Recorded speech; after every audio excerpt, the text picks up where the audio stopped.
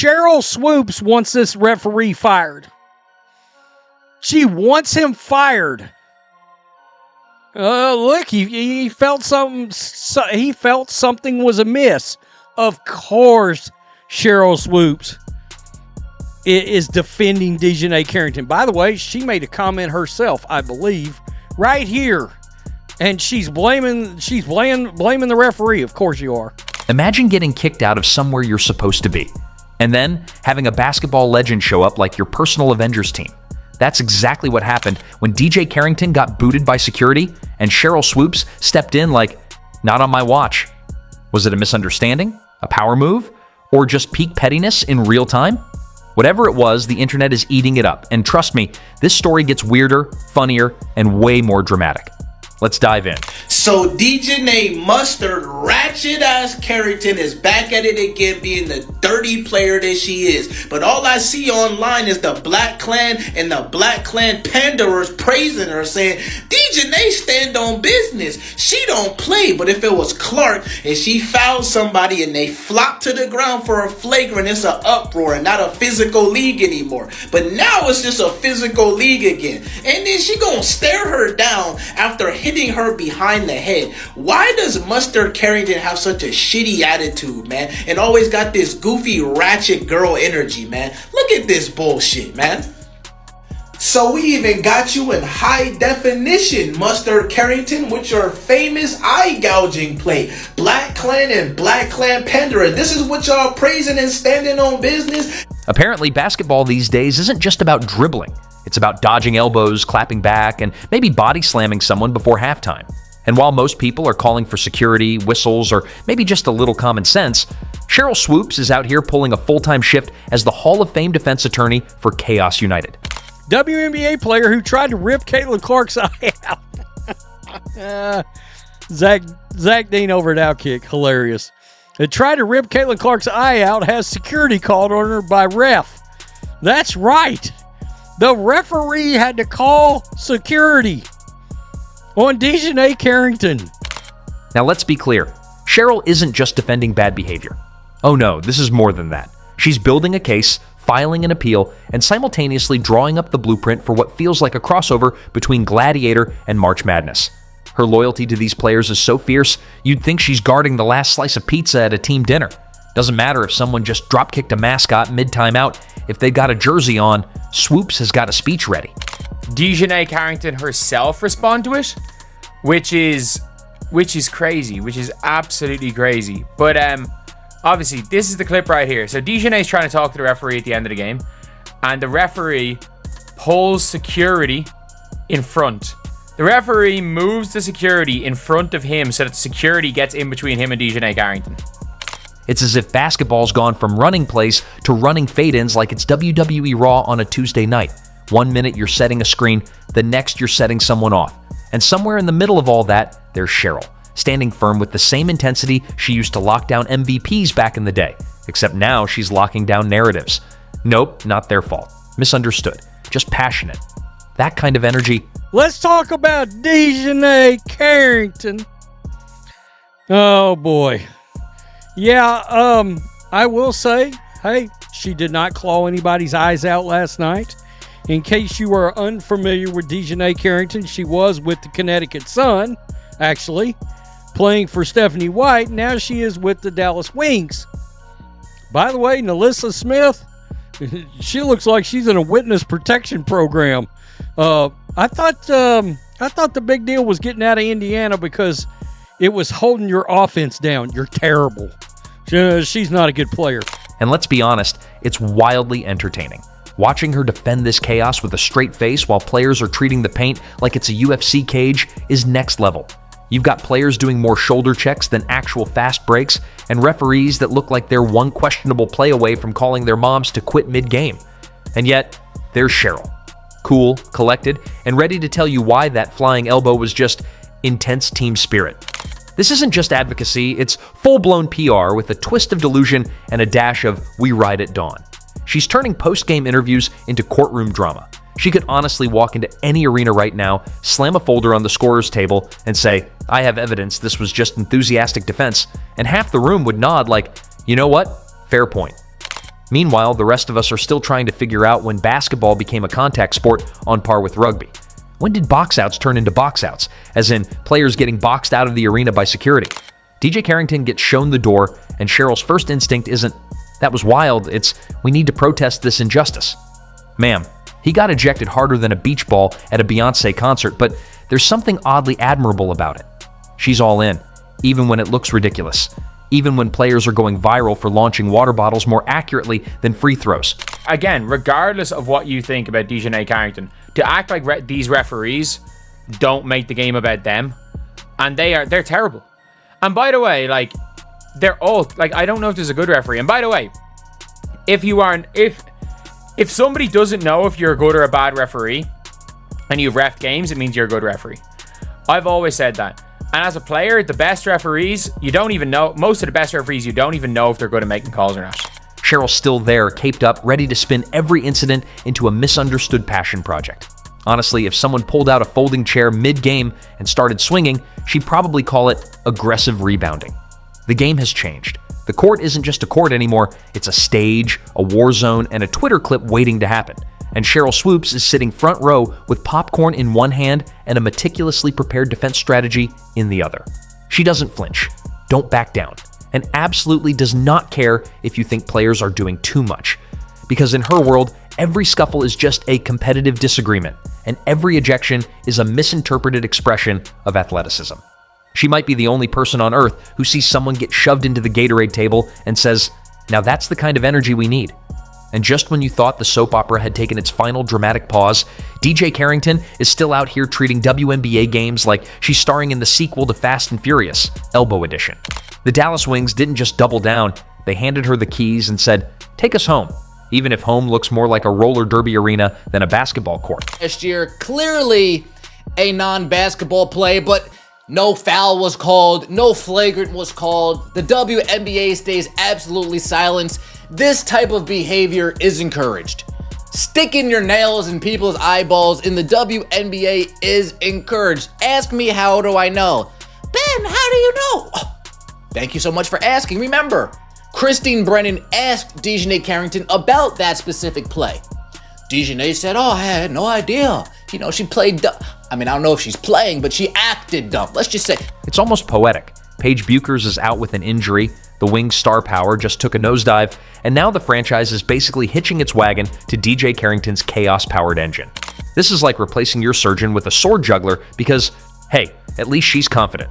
And while confidence is great, Dallas might want to start investing in bubble wrap and prayer circles. Without Paige, the Wings are suddenly looking more like a fiery mixtape than a coordinated basketball team.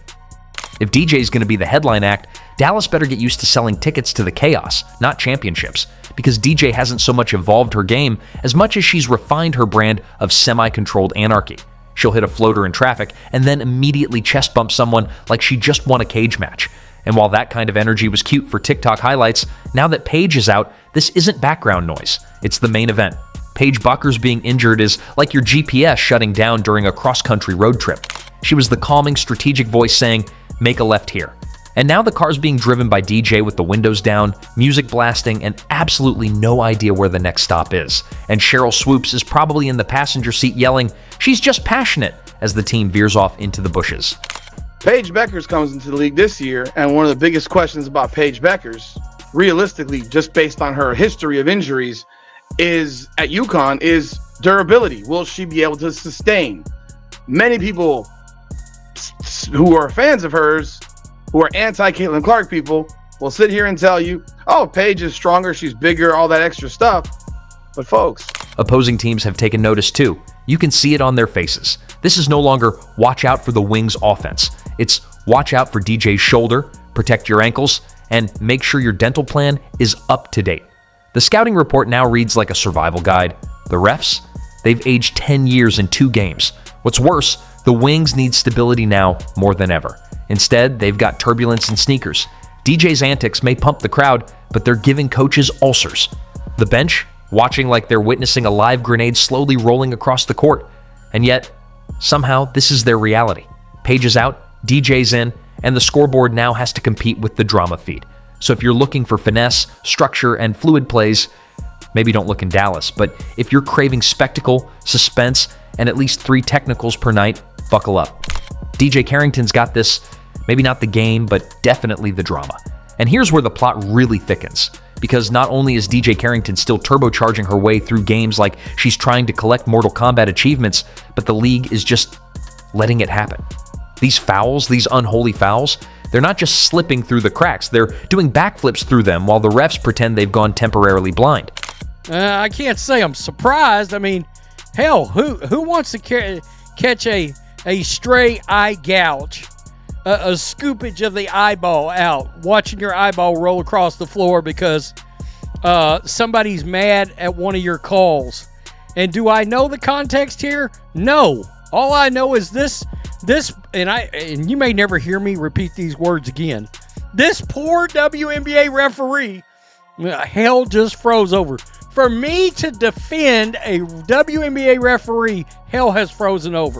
At this point, someone could get clotheslined mid-layup, and the officials would probably call it incidental contact, or worse, a strong defensive stance. What's actually happening on the court looks less like basketball and more like a very enthusiastic improv group performing What If the NBA was played on a pirate ship. There's shoving, grabbing, and the occasional full-body hip check that wouldn't be legal in half the contact sports we already do allow. Dirty play has evolved from being a sneaky foul when the ref's not looking to a full-blown part of the playbook.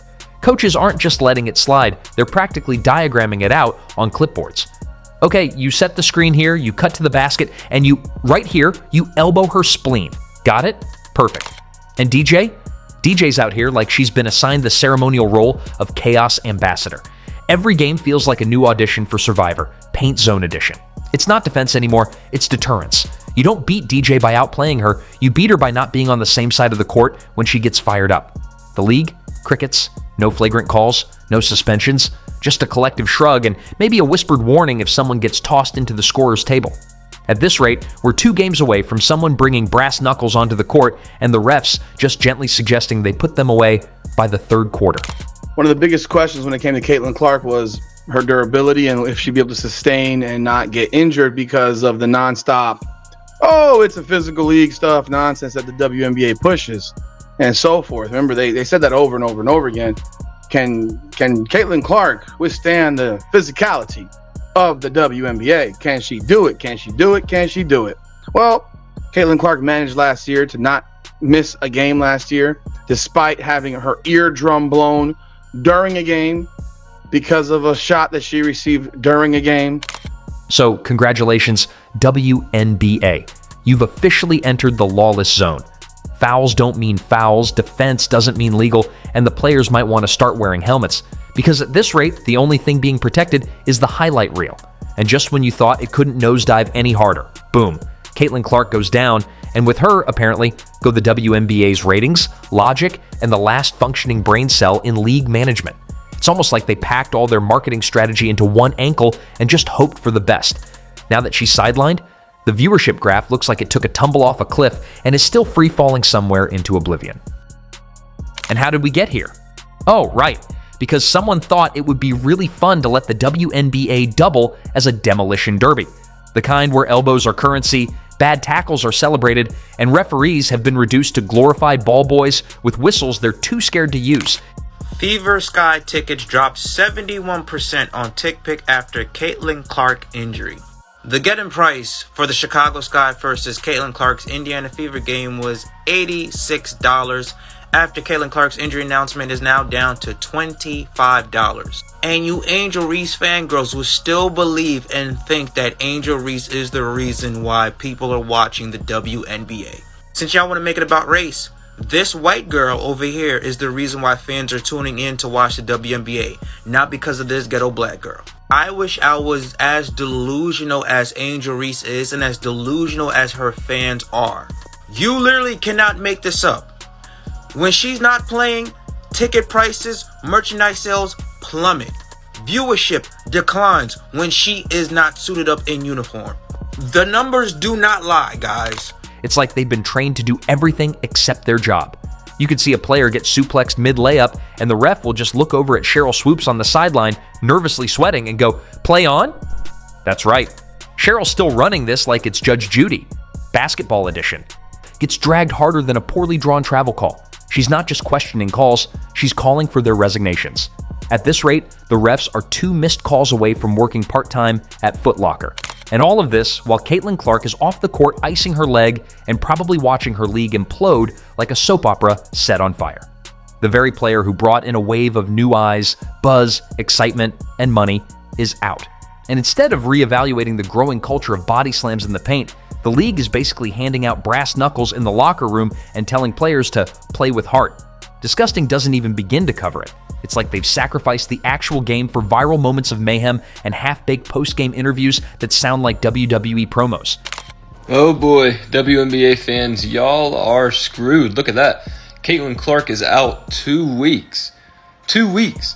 Do you know how bad the WNBA ratings are going to be for the next 2 weeks? Nobody watches the WNBA at all if it's not for Caitlin Clark in the first place.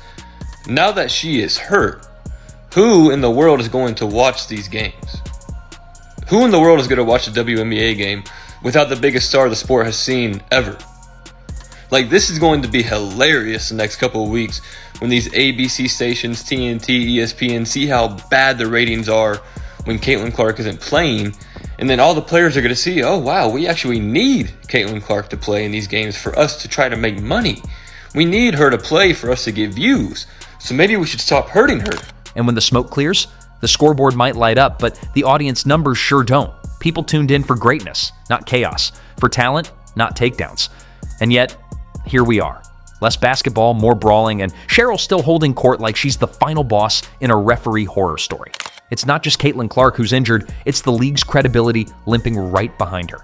And here's the million-dollar question no one seems brave enough to ask. If this is what the WNBA is becoming, who's actually going to stick around to watch it? Are fans here for basketball, or just waiting for the next viral foul to hit Twitter? Because if this keeps up, what happens when every star is sitting on the bench, icing injuries from just aggressive defense?